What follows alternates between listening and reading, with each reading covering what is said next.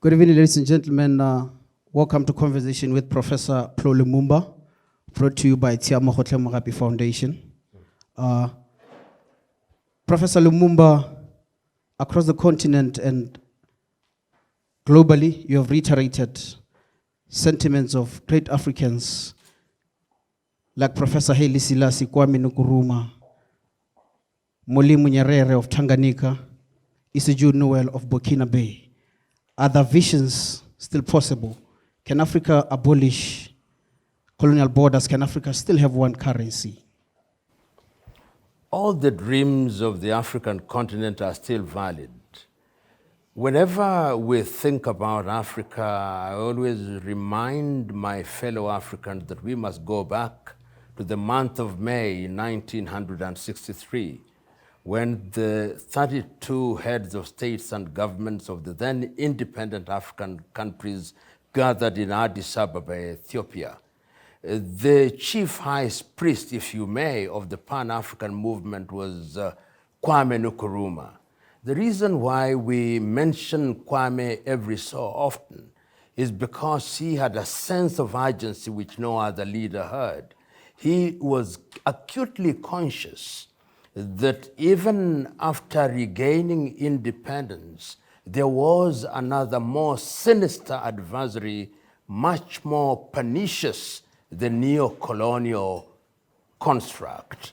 And he therefore said, we must unite now. We must have one army now. We must have one government now. We must have one currency now. We must do all these before we are divided and before we get used to our inherited power structures. There are those who thought that we could grow a little bit more gradually.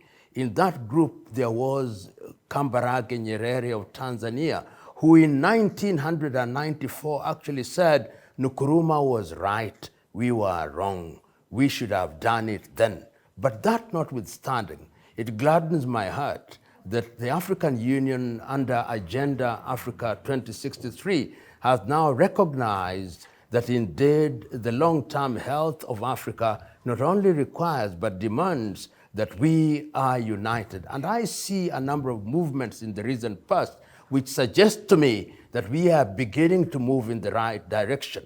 One of them is, as I've already indicated, Africa Agenda 2063, whose 7 pillars are speaking to the African aspiration. The other one is the free skies, and much more recently, the African Continental Free Trade Area. So Africa is moving, and Africa will continue to move. Talking over Agenda 63 and the Africa Trade Agreement, 1.3 billion people coming together to form over 3 trillion economy and the biggest trading bloc in the continent. But though as it may, taking us back, we have had in the past Africans betraying other Africans. As you always allude to, Thomas Sankara was consumed. Controversies around that. His closest friend allegedly involved, Blaise Compaoré, as so many other Africans who were consumed by the imperialist and neo-colonial powers at the hope of other Africans. Are we going to go forward with Africa Trade Agreement and Agenda 63 when the 2 biggest economies in Africa, your Nigeria and your South Africa, are fighting over trade facilities in the name of xenophobia and Afrophobia? How do we unite and make sure that Africa moves in one accord and no one turns to the superpowers for any quick cash or anything that's going to defy what Africa is trying to do as a whole? Those who delude themselves in believing that it's going to be easy are confused. Throughout history, it has always been demonstrated that all good things take time to happen. If you look at the history of Europe, how many wars have the Europeans fought? If you look at the history of the United States of America, they went through a struggle for independence, they went through a civil war, they went through the civil rights movement, African countries post-independence are only 70 years. And as I see it, I believe that Africa is going to achieve aspirations faster than any other civilization. We should not think that the headwinds and the hiccups that we have spell a death knell for Africa. These are the trials and tribulations that we must go through. These are the birth pangs, but beyond the pangs, there will be an occasion for joy. It is not for the faint-hearted, no instant coffee solutions, but as long as we move forward. Remember, Kwame said, and we repeat this every so often, seek ye first the political kingdom and the rest will come. And as long as we keep on moving forward, we will achieve. But Professor Lumumba, as Africa is trying to transform its economies to upper middle income and high income, the superpowers are not just resting. We are in the middle and we have the East and the West, the Chinese and the USA, your France's and the UK. Professor, have we seen the return of Scramble for Africa? You know, when people are scrambling for you, it must mean there is something unique about you. Absolutely. Africa is the richest continent. Every civilization scrambles for Africa. The Greeks scrambled for Africa. The Jews scrambled for Africa. The Europeans scrambled for Africa. The Chinese are scrambling for Africa. Everybody scrambles for Africa. The only thing that Africa must do is for Africa to begin to define our own agenda, recognizing that the world is a jungle, and in the jungle, survival is for the fittest and death is for the least suitable. All these activities that we are seeing in Africa are suggesting to us that we have already recognized that our weakness is in our disunity. Earlier on, you asked the question, will it affect us if Nigeria and South Africa engage in these unhealthy activities? These are signs of growth, and they are people who are going to try and confuse us, but we must not be confused. It is not for one generation to achieve all that we desire. It is our generation that must lay the foundation stone, and our children and children's children will then make us realize what we desire. Professor, we know something right now, that we need capital to set up the infrastructure. We need capital to put up infrastructure to deliver water, to deliver investment. Africa is engaged in China, for example, for external funds. How should Africa negotiate? Because there's been a talk that Africa is going to be ripped off in these negotiations in the process. How should Africa negotiate and make sure that it gets the best out of all these deals? Because China recently passed a $60 billion facility to the African continent for infrastructure development. You know, if you look at Africa Agenda 2063 and look at the 7 pillars, one of the things... Yes. Be very free to be honest. Yes. Don't worry. I will be. Thank you very much. If you look at Africa Agenda 2063, it says that one of the things that we must have is a prosperous Africa, a peaceful Africa, an Africa that is united, an Africa that is capable of being present in the world. These are some of the things that are being suggested under Africa Agenda 2063. And I want you to look at the fictional letter that is written by Nkosana Dlamini Zuma, who was then the chair of African Union Commission, to Kwame, who is assumed to be Kwame Nkrumah. She says that in the year 2063, Africa will have changed. Africa will have the equivalent of the Silicon Valley in the Congo. Africa will have transport across the continent. Africa will have grown.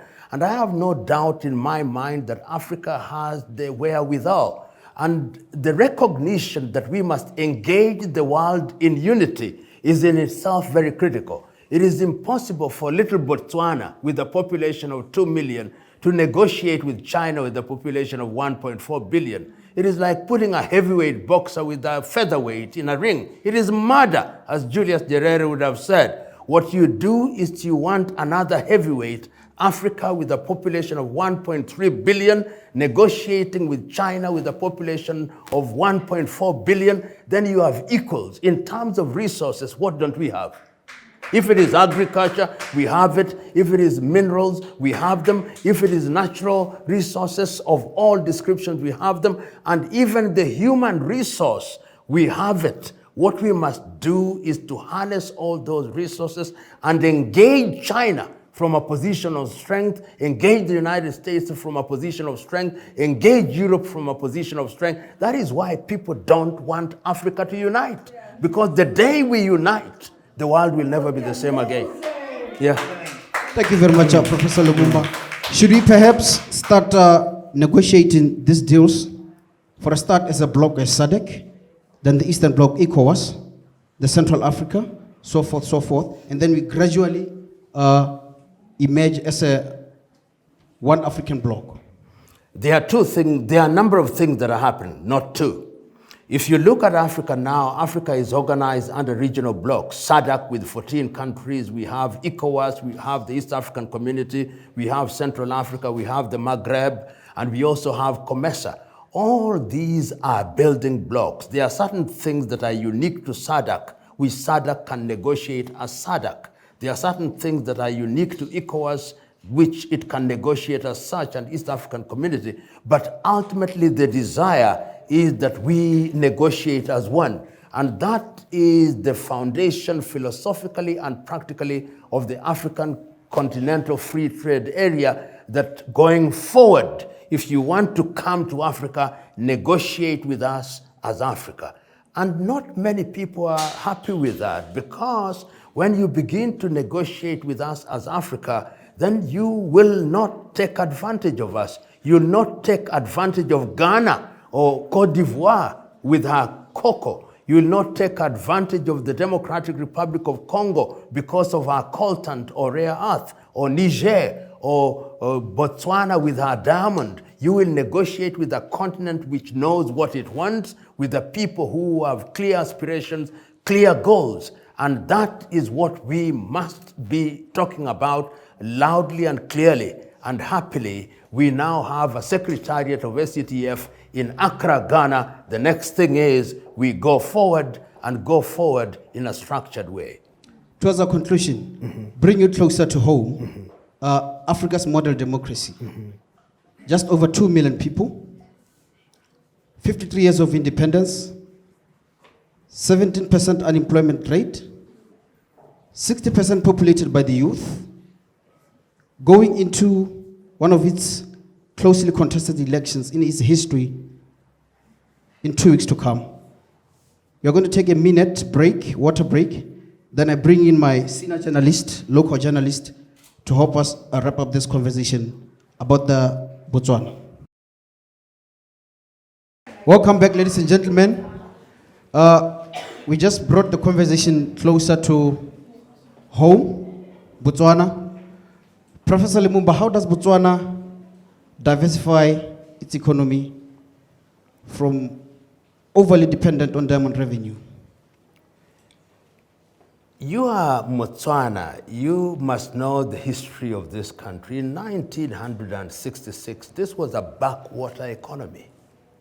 This economy has succeeded in lifting ourselves with possibly a per capita income now of over 10,000 United States dollars. I'm not talking about the distribution, but this is one of the better African economies. I hear you talking about 17% unemployment. I know that there is youth unemployment. I know all those things, and I know that there is overdependence on diamond. In the last 10 years, yes, it has regressed. Yes. I'm coming to that. So that there is a sense in which there are certain things that Botswana has done well over the years. But many African countries are now suffering because we did not grapple with the demographic problem. And we have over-relied on mining, for example, in this country. Your livestock industry was doing very well. You ignored that. I believe there is a lot that could be done in agriculture. I believe that Botswana could play an anchor role within SADC. When you are talking about SADC with 14 countries, you could be a country that provides and diversifies in great ways, in the same way that Singapore has done over the years in that part of the world. So going forward, Botswana, like many African countries, must begin to ask fundamental questions.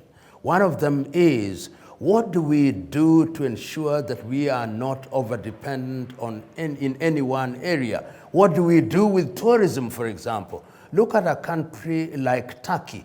Turkey receives over 90 million visitors every year. Why should Botswana receive 20 million in the next 20 years? Why shouldn't livestock be an industry that thrives? Why shouldn't we go into agriculture through drip irrigation? Why shouldn't we go into other areas? Why shouldn't we be the financial hub in this area? There is no shortage of opportunities, but that demands that we must do something with our planning, do something with our politics, and leverage on our position and our stable character. Botswana has been recognized over the years as a stable country. You move from Ian Khama, then you went into Festus Mohai, you went to rather Seretse Khama, Mohai, and Ian, and then you now have an election. A good thing.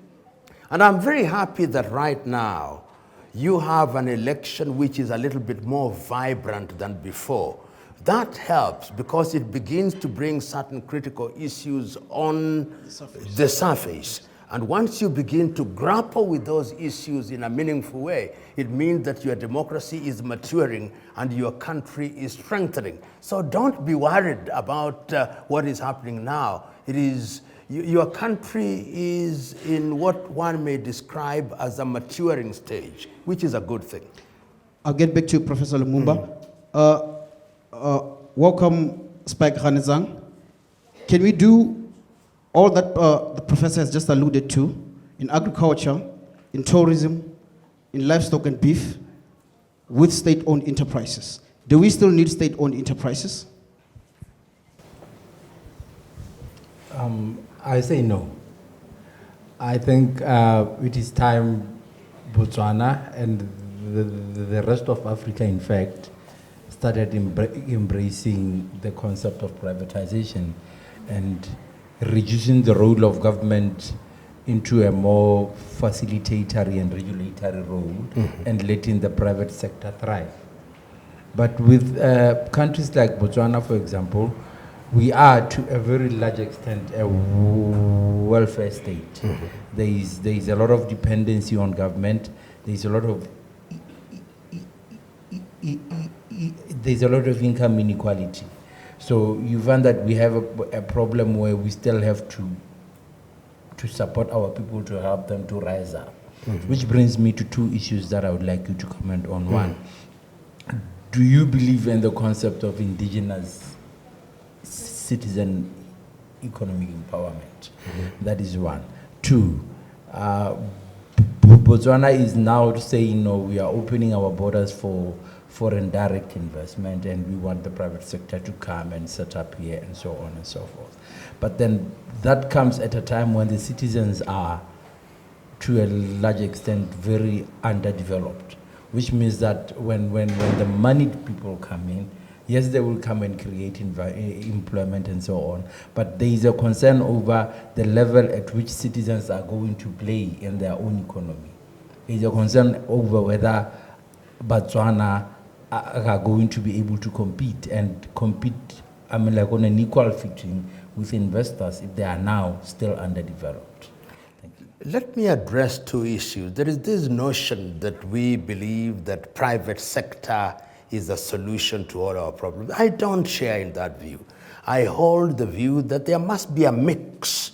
There is a sense in which in certain areas government must be present, but be present in a manner which borrows from private sector DNA, so that they are present in those sectors because they take care of the populace. There's certain things that we must learn from the Scandinavian countries of Norway, Sweden, Finland, and Denmark. They have succeeded in finding a very useful mix in that regard. Number two, as regards the involvement of indigenous people, I believe that there are certain areas that must be ring-fenced for the indigenous people. You simply say, in these areas, the indigenous people will be the ones who will be allowed, and if anybody comes into our country and wants to strengthen them, we'll allow foreign participation up to this percentage on the basis that there will be transfer of knowledge and technology within a certain period. And once you do that, then you have a situation where the outsiders are coming to add value, and you open your market very slowly, and as you open the market, you also strengthen the local populace. The third thing that I want to say, the belief by some individuals that you can cocoon yourself in an environment and then realize true progress and development is completely misguided. History demonstrates that you must be cross-pollinated and cross-fertilized. And once you are so cross-pollinated and cross-fertilized, then you grow. The history of the United States of America, the history of Europe, the history of Japan, and even China now is creative opening of the market. The problem with many African countries is that we just allow people to come from everywhere and begin to sell tomatoes and sell chicken. We can sell our tomatoes, we can sell our chicken. Preserve that. And once you do that, you'll discover that the people are then lifted and the economy also grows, and you also grow, you ensure that there is innovation and invention which is indigenous and homegrown, because the world is globalizing. And if you think that you are going to immunize yourself, you'll discover that you are so far apart from the world that you become primitive a la North Korea. Thank you very much, Prof. Welcome, Alfred Masokola. We have seen in the past our state-owned enterprises or parastatals collapsing, going back to government to seek guarantee on facilities from banks in billions, and they still fail again. Is our problem in a state-owned enterprises leadership, or we need to do away with state-owned enterprises? Just so I get all your views. Then before you tap into what Professor Lumumba was saying, I want us to wrap this conversation in the human capital. Do we still need vocational education? Thank you, Rabi. I 100% believe that we still need state-owned enterprises. I think we have seen in other countries how important they are to an economy, especially a country like Botswana. If you look at the structure of our economy, it is dominated by government, which means government plays a larger role than the private sector. You look at public procurement accounts for 70% of the GDP. It means most of the business is actually in the government hands.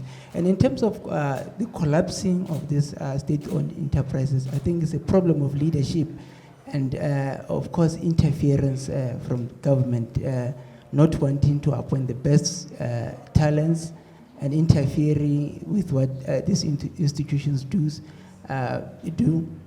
And, of course, corruption that we see, comrades, that is happening in public enterprises. But my belief is that we still need them. They can play a larger role in creating jobs and in creating big institutions that can drive Botswana's economy. I think we do need them. Vocational education? Yes, we need them. Okay, let me say this. I was in Japan a month ago, and one of the things that I appreciated about their economy and what they do to themselves is the ability to create things for themselves. The ability to create cars, technology, and everything. And you cannot, the kind of education that we have here is for people who work in offices, and that's it. And that's not where we can create jobs. I think what we need is to go the vocational way, to create things for our economy, to create jobs, and that's what we can do. Let me just add to something that is said.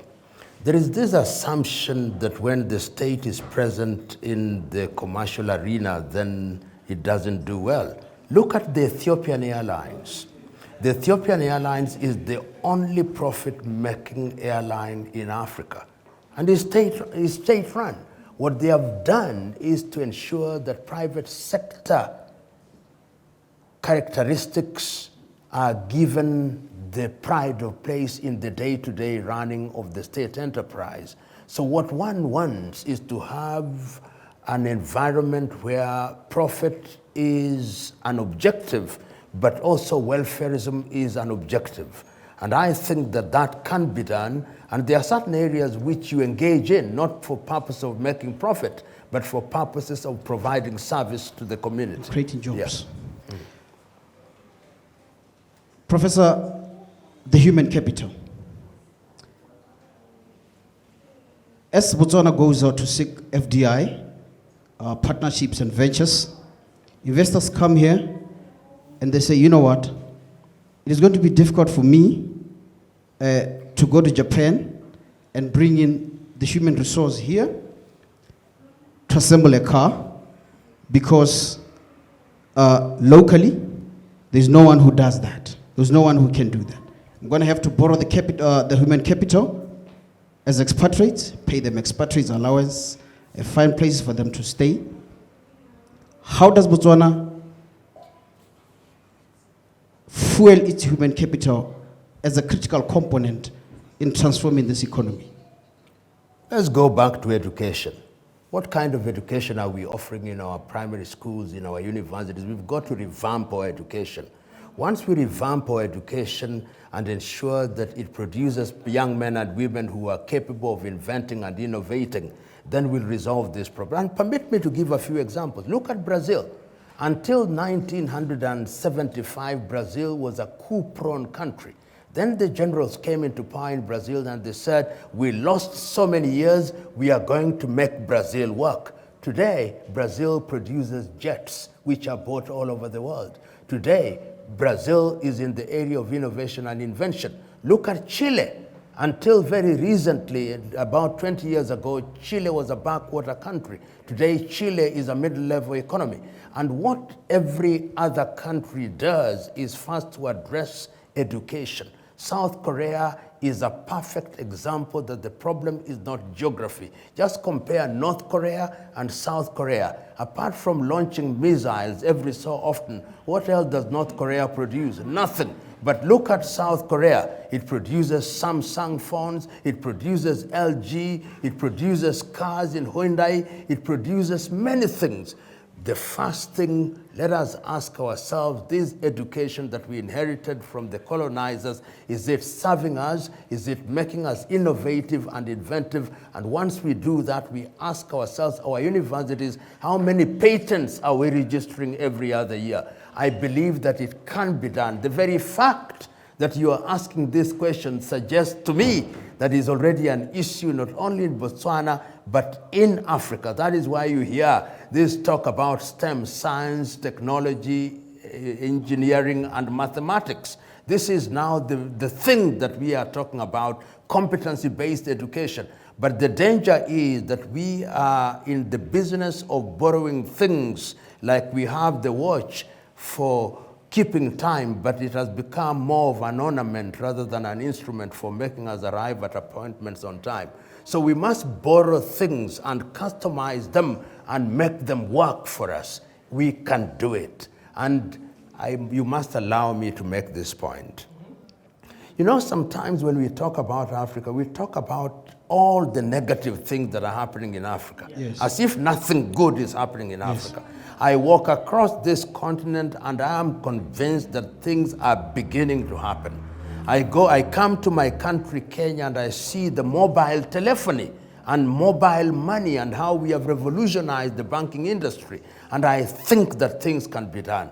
I see how you, in your earlier years, also managed to bring the De Beers and everybody else to deal with mining. You only need to go a notch higher.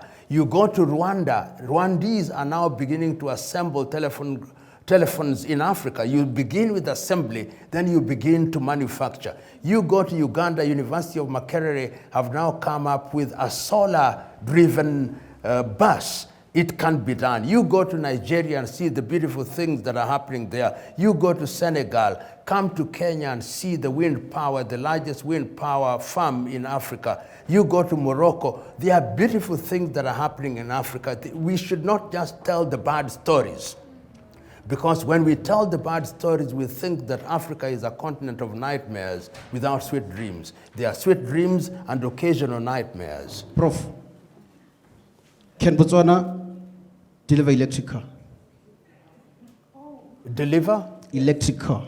Yes, why shouldn't Botswana do that? The University of Botswana, if it took a conscious decision that this is what we want to do and our Department of Engineering is going to deliver, why can't it do it? There is no shortage of good men and women in Botswana, but there is a sense in which these have to be done in collaboration. Whenever I look at African countries, I came here, the sun was at 37 degrees Fahrenheit. Beyond electric car, why can't you produce solar-powered cars?